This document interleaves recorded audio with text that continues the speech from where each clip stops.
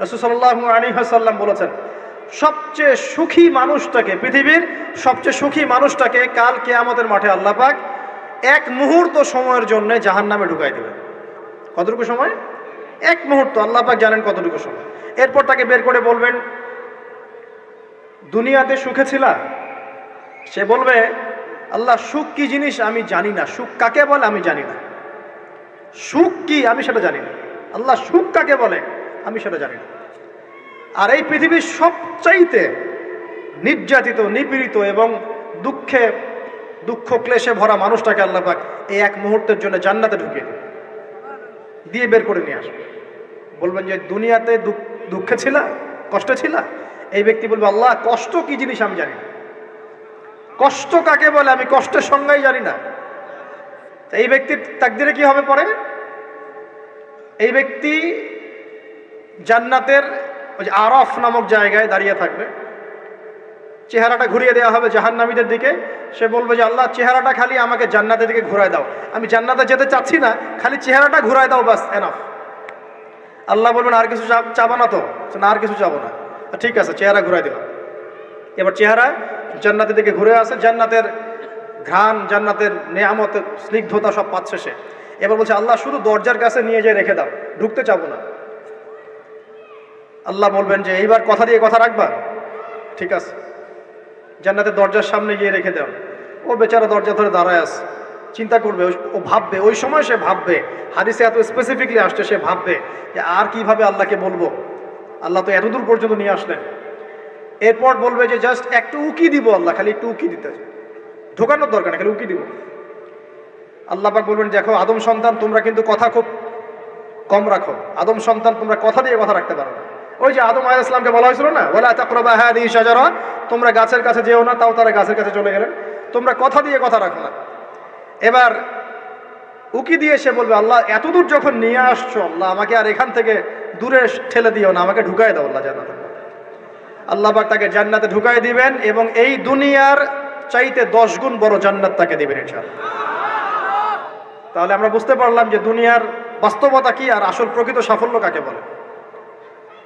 আরেকটা কথা বলি, এক ব্যক্তিকে জাহান্নামের শাস্তি দেওয়া হবে বছরের পর বছর, অনেক বছর, অনেক বছর। কত বছর আল্লাহ ভালো জানেন, কারণ জাহান্নামের উপর থেকে ছেড়ে দেওয়ার পরে জাহান্নামের তলায় গিয়ে পৌঁছাতেই মানে কত হাজার হাজার বছর পার হয়ে যাবে মানুষ জানে না।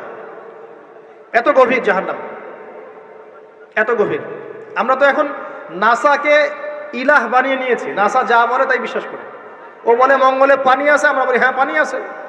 ও বলে চাঁদে এই আছে, আমরা বলি হ্যাঁ সেই আছে। নাসা যদি এখন বলে জাহান্নাম নামে একটা জায়গা আছে, কালকে দেখবেন সব মানুষ বিশ্বাস করছে জাহান্নাম নামে একটা জায়গা আছে। এটা হলো যে সায়েন্সকে আমরা এখন উপাস্য বানাচ্ছি, এটা একটা শিরক, এটা আধুনিক শিরক।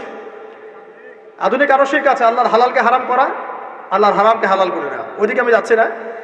এখন পড়তে পড়তে পড়তে একটা জায়গা তাকে দাঁড় করিয়ে দেওয়া হবে, আযাব দেওয়া হবে, আযাব দেওয়া হবে, আযাব দেওয়া হবে।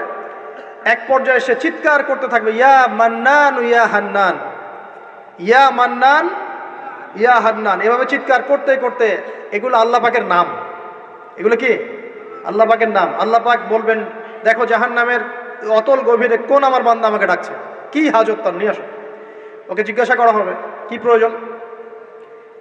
সে শাস্তির অভিযোগ করবে, শাস্তির অভিযোগ করে তাকে বলবে যে আমার এই শাস্তি আমি সহ্য করতে পারছি না, আল্লাহ আমাকে এইটা দাও সেইটা দাও, আমাকে, আমি যেখানে থাকি সে থাকার জায়গাটা ভালো না, আমি যেখানে বসি বসার জায়গা ভালো না।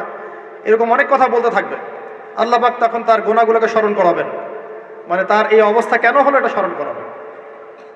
এবার সে ব্যক্তি পিছনে ফিরে, তাকে আবার পাঠিয়ে দেওয়া হবে, যাও পিছনে ফিরে যাও। তো যেতে যেতে সে তাকাবে পিছনে ফিরে, বারবার তাকাবে আর বলবে, আল্লাহ তোমার রহমতে আমাকে একবার সেখান থেকে তুমি বের করে নিয়ে আসছো, আল্লাহ দ্বিতীয়বার আমাকে সেখানে পাঠায় না। আমি তোমার রহমতের আশা রাখি যে তুমি আমাকে মাফ করে দিবা। আল্লাহ পাক বলবেন, আমার রহমতের ওসিলায় সে আমার কাছে চেয়েছে, যাও আমি তাকে মাফ করে দিলাম। এই জাহান্নাম থেকে বের করেও আল্লাহ পাক অনেক মানুষকে কি করবেন, জান্নাতে দিবেন ইনশাআল্লাহ। একজন ব্যক্তির কথা আসছে, 99টা খুন করেছে, তওবা করার সুযোগ আছে কিনা খুঁজতে গিয়েছে। এক আবেদ যে ইবাদত করে, আলেম না আবেদ, সে বলেছে কোনো মাফ নাই, ওকেও হত্যা করে 100 পূর্ণ করেছে। পরে অন্য এক আলেমের কাছে গিয়ে তওবা করেছে, আল্লাহ পাক তার জান কবজের সময় ফেরেশতাদের দূরত্বকে পরিমাপ করে এই ওসিলায় আল্লাহ রাব্বুল আলামিন তাকে মাফ করে দিলেন। আরেক ব্যক্তিকে মাফ করেছেন আল্লাহ রাব্বুল আলামিন, যে তার সন্তানদেরকে বলেছিল আমি মারা গেলে আমার লাশটাকে পুড়িয়ে ফেলবা, অর্ধেক ছাই বাতাসে ভাসিয়ে দিবা, অর্ধেক ছাই সাগরে ভাসিয়ে দিবা, বাতাসে উড়িয়ে দিবা, সাগরে ভাসিয়ে দিবা। আল্লাহ পাক ছাই জড়ো করেছেন, করে বলেছেন কেন করেছো এই কাজ? সে বলবে মিন খাশিয়াতিকা ইয়া রাব্বি, হে আল্লাহ তোমার ভয়ে কাজ করেছিলাম, আর তুমি খুব ভালো করে জানো হে আল্লাহ আমি তোমার ভয় করেছি না অন্য কোনো কারণে করেছি। আল্লাহ পাক তাকে বলবেন যাও আমি তোমাকে মাফ করে দিলাম। এক নারীর কথা আসছে, ব্যভিচারী মহিলা, জিনা করে, পতিতা মহিলা, একটা কুকুরকে পানি পান করিয়েছে, আল্লাহ তাকে মাফ করে দিয়েছে। আর একজন লোকের কথা আসছে যে তার বন্ধুকে এতটুকু বলেছিল, একজন ব্যক্তি তার বন্ধুকে এতটুকু বলেছিল যে আল্লাহ তোকে কোনোদিন মাফ করবে না, আল্লাহ তোকে কোনোদিন মাফ করবে না। এরকম কথা কিন্তু আমরা অনেকে বলে ফেলি। আল্লাহ পাক মৌতের পরে এই দুই ব্যক্তিকেই ডাকবেন, কিয়ামতের মাঠে ডাকবেন, এটা বারজাখে হয়েছে। বলবেন আমার রহমত নিয়ে কথা বলার এখতিয়ার তোমাকে কে দিয়েছে? আমি কাকে মাফ করব কাকে করব না এই কথা বলার এখতিয়ার তোমাকে কে দিয়েছে?